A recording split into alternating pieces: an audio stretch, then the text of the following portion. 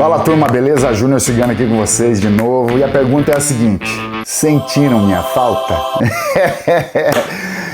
Eu tava com saudade aí, ó, de vir aqui falar de luta com vocês. Depois que a minha filha nasceu, minha terceira filha, Virgínia, nasceu em novembro do ano passado, eu parei um pouco de fazer os vídeos para cuidar do que realmente importa, que é a nossa família, né? O papai precisa dar uma atenção especial. Mas agora eu tô de volta, falando aí dos combates, das lutas que vem acontecendo. A semana passada, no final de semana passada, né, a gente teve aí uma surpresa grande no UFC Paris. Surpresa grande, eu digo nos resultados dos brasileiros, pelo menos, né? A gente tava esperando grandes vitórias aí, como do Maurício Ruff, né, que eu acho que era a mais esperada, até pelo que o Ruff tem apresentado. Fora de série aí a habilidade dele, lutador muito bom, aliás, todos, né, lutadores muito bons aí, o Caio Borralho, Cauê Fernandes, que salvou o evento, foi né, o que trouxe a vitória aí pro Brasil. O Cauê Fernandes, aluno lá do professor Dedé Pederneiras, mandou muito bem, ganhando o primeiro round por nocaute técnico, com chutes ali na perna. E o Patrício Pitbull, que era pra ter lutado contra o Lassen, ele era pra ele ter lutado com esse cara, era a estreia desse cara no UFC, e a terceira luta do Patrício Pitbull. O cara acabou não dando peso, meu, irresponsabilidade total, hein? Que é isso? Depois reclama que não tem oportunidade na vida, mas quando você ganha, tem uma grande oportunidade como essa, como lutar no maior evento do mundo, ainda mais contra um cara que nem o histórico, né, do Patrício Pitbull, começar aí já no main event, né, no card principal da noite, e o cara não dá o peso, é meio... Obviamente que, assim, quando a gente julga as pessoas, julgar é sempre errado, porque a gente julga pela nossa perspectiva das coisas. Mas, dentro do que a gente consegue ver ali, foi bem complicado, né? O cara tá fazendo a estreia e já não dá o peso na estreia. É bem complicado. Então o Patrício Pitbull acabou não lutando. O Caio Borralho, que fez o evento principal, perdeu pro Imavov, Nassourdine Imavov. Esses nomes estranhos aí. O Caio Borralho acabou perdendo ali por pontos, né? O Ruff também perdeu pro Benoit Saint-Denis. Benoit Saint-Denis que mandou, caramba, surpreendeu, mandou muito bem. Mas e essa luta foi em Paris. A última vez que o Benoit Saint-Denis lutou em Paris até, o nosso querido Calvo aí, o Manny Moicano, que nem ele fala, né, que nem ele costuma dizer, jambrolhou o Benoit Saint-Denis lá, né, no UFC Paris, mas agora o Benoit Saint-Denis aí reviu isso, né, voltou às vitórias lá em Paris. Ele já tinha uma vitória antes dessa e agora venceu novamente, e uma vitória expressiva, né, em cima do Maurício Ruff. Mas o que teve nesse evento também lá em Paris? Na pesagem, antes da pesagem um pouco, teve a coletiva do UFC 321, que vai ser com o atual campeão peso pesado, que agora é o campeão linear da categoria, Tom Aspinall, né? Agora que o UFC, o John Jones se aposentou, já volto a falar sobre esse ponto. Então, o Tom Aspinall vai enfrentar o Ciryl Gane, né? Então eles fizeram uma coletiva lá em Paris, a casa aí do Ciryl Gane, e a torcida, inclusive, foi bastante barulhenta, né? Não deixava nem o Tom Aspinall falar. É meio complicado isso, né? Um grande campeão aí como o Tom Aspinall. Eu não concordo muito, mas também, como a minha opinião, é problema só meu, não é verdade? E a galera foi bastante barulhenta, não deixando o Tom Aspinall falar, como eu falei, tentando criar um clima mais de rivalidade entre os dois. Inclusive é até interessante, porque até palavras do próprio Tom Aspinall, essa luta o UFC já tentou casar essa luta, Tom Aspinall e Ciryl Gane, umas 4 vezes, parece, pelo que o Tom Aspinall falou. Umas 4 vezes, e a luta acabou não acontecendo. Obviamente que na posição que o Tom Aspinall colocou é que o Ciryl Gane não queria lutar, não aceitava a luta aí com o Tom Aspinall. Mas agora, obviamente, pelo cinturão e lutando em casa, o Ciryl Gane aceitou essa luta aí contra o Tom Aspinall, que vai ser uma luta bastante interessante, a categoria dos pesos pesados, né? O campeão aí que tem trucidado todo mundo.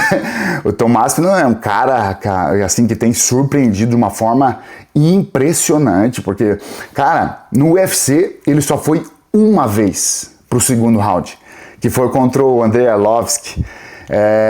e venceu, obviamente. No UFC ele tem uma derrota que não foi uma derrota, com o Curtis Blades em 2022.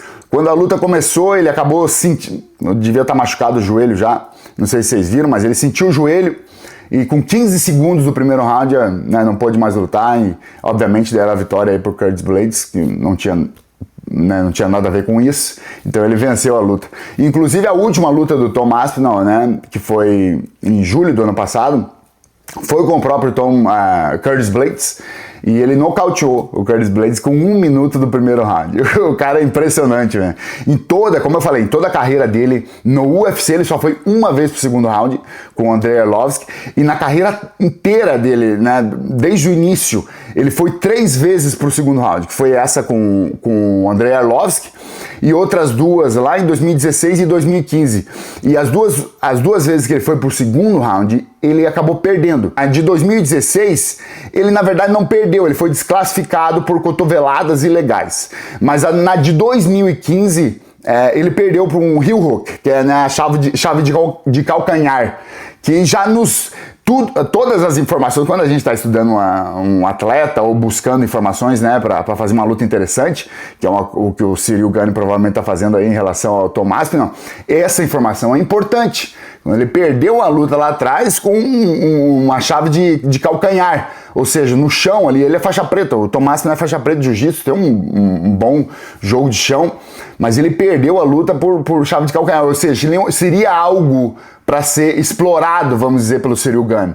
Mas obviamente que não vai ser, porque o Ciryl Gane, como a gente sabe, é um cara bem do striking, ele é do Savate, né, o kickboxing lá da França, até porque o Ciryl Gane né, ele é um cara muito habilidoso, muito rápido, ele se sente, assim, o peso dele, né, para a categoria, ele sendo um cara enorme como ele é e pesado, ele se movimenta muito bem e usa suas habilidades, assim, de uma forma, né, muito boa, socos e chutes ali, principalmente, e ele tava levando vantagem nessa luta com o Francis Ngannou, e aí o Francis Ngannou mudou, percebeu?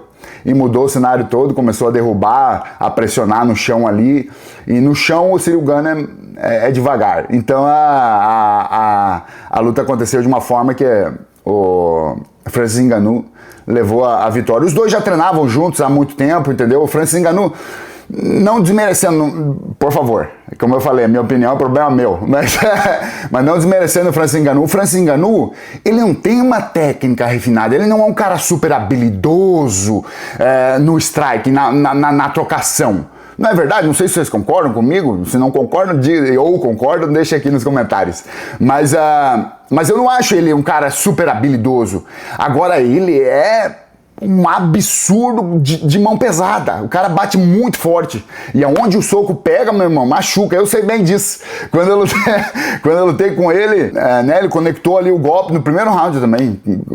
Conectou o golpe ali em um erro que eu acabei cometendo e acabou aproveitando o momento e finalizando a luta. Eu tava me sentindo bem confortável na luta, no início da luta. Porque o Francis Ngannou era meio lento. Então eu movimentava e falei, caramba, o primeiro chute que eu dei nele, ele caiu. Aí eu falei, caramba, vou aproveitar aqui. E aí eu vi um momento, eu falei, vou jogar um swingão, um mata-cobra que a gente chama, forte, para dar uma assustada, né, para ver o que não fazia parte da estratégia. Era para eu movimentar e tudo mais, não fazia parte da estratégia. Mas mesmo assim eu larguei sem preparar, sem nada, joguei o swing e acabou passando, ele deu um passo atrás, eu passei, né, com o swing, eu errei e ele cruzou ao mesmo tempo ali, pegou na cabeça, ele aproveitou o momento e acabou com a luta. Mas como eu falei, o Ciryl Gane e o Ngannou se conheciam muito, né, se conheciam muito bem, e eu acho que o Ciryl Gane conseguiu tirar proveito disso. Ele sabia que, provavelmente, né, ele conhecia bem o Ngannou e sabia que ele poderia tirar vantagem dessa movimentação que ele poderia fazer e os golpes, e conectar bons golpes. E foi como estava andando a luta até o Francis Ngannou trocar de estratégia. A segunda luta que ele perdeu foi pro John Jones, né, pelo título aí dos pesos pesados, foi quando o John Jones se tornou campeão aí dos pesos pesados, vindo da categoria dos meio pesados. E foi rápido, foi 2 minutos ali, o John Jones derrubou, conseguiu uma guilhotina e finalizou ele. Então o jogo de chão do Ciryl Gane é bem questionável e eu acho, e até espero, né, que o Tom Aspinall siga meio que nessa linha, né, de buscar a luta mais no chão ali. Não tem por que arriscar muito, sempre que o Tom Aspinall já tem até uma luta de boxe, o cara é bom de mão, é bom de boxe, é bom de trocação. Mas eu acho que a gente tem que lutar com inteligência, né, e o Tom Aspinall é um cara bem completo nesse sentido. E, na minha opinião, ele deveria, obviamente, levar a luta pro chão. E se ele fizer dessa forma, eu acho que vai ser ainda mais rápido do que foi com o Ciryl Gane e o John Jones. O John Jones levou 2 minutos para finalizar o Ciryl Gane. Eu acho que pode ser ainda mais rápido se o Tom Aspinall seguir nessa linha. De derrubar, botar umas mãos até, e derrubar e pegar. Se ficar trocando em pé ali, o Ciryl Gane é um cara muito habilidoso, como eu falei. Tem chances, luta é luta, a gente nunca sabe pra onde vai. Se a mão pegar, meu filho, ainda mais na categoria do peso pesado, se a mão pegar, a coisa fica estranha. E outra coisa o UFC deve gostar muito do Ciryl Gane. Eu acho que eu gosto muito do Ciryl Gane, eu tenho a intenção de promover mais, de desenvolver o mercado aí europeu, né, o mercado francês com o MMA. Porque nas últimas quatro lutas aí do Ciryl Gane, ele perdeu 2, que foram, né, pelo cinturão, e ganhou 2. E agora ele vai disputar novamente o cinturão. Isso nunca aconteceu antes, de você ter uma terceira disputa de cinturão assim, logo após a próxima vitória. Normalmente tudo bem, quando você está num momento bom, você perdeu uma, venceu a outra, né, se você está num bom momento, você luta pelo cinturão novamente.